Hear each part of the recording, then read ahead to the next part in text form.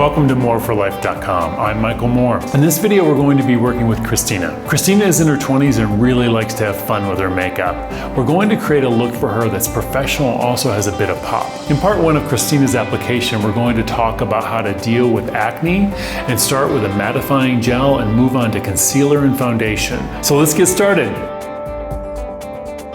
Christina's 24, she works for a nonprofit. Christina loves to have a little fun with her makeup. One of her inspirations for her look would be Jennifer Aniston or J-Lo. So when we're looking at Christina, we're noticing she has some acne areas of her face.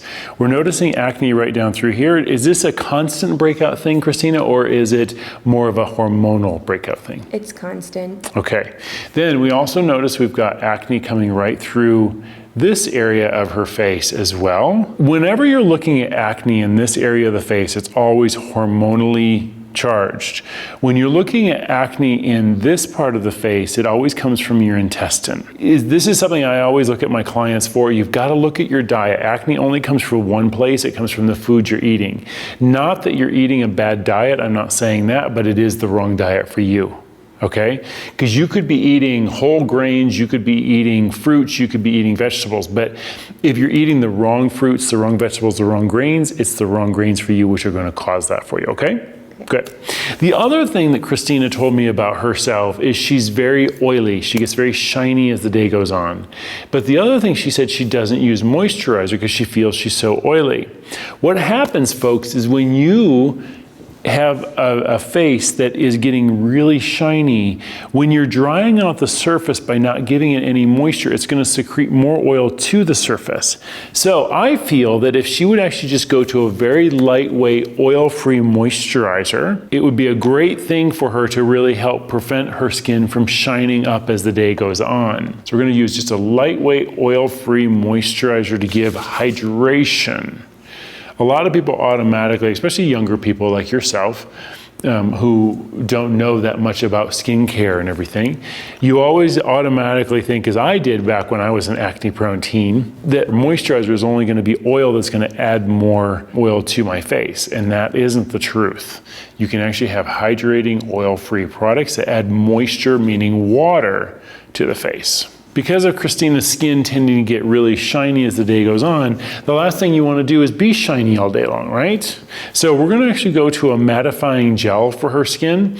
And this is wonderful because it's a great oil blotter. And so a lot of times when you're using primers, look for something that is specifically made to help take the shine down on the face. This is a great product for women, for men, anybody who tends to get really shiny, because there's no color in it, which is really nice. And it could actually be applied lightly over top of the makeup as well. So on Christina, we're going to be going into foundation and concealer on her. She does not like the no makeup look, right?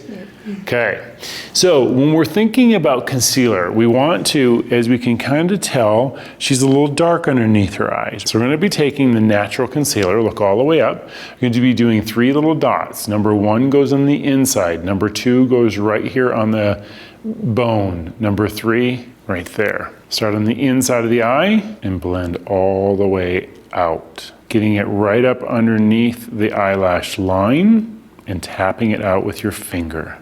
For some people, doing their makeup in the morning is almost like their morning meditation. It's going to be what just gets them ready for the day. They might sip their coffee or watch a little bit of the Today Show, whatever they want to do first thing in the morning.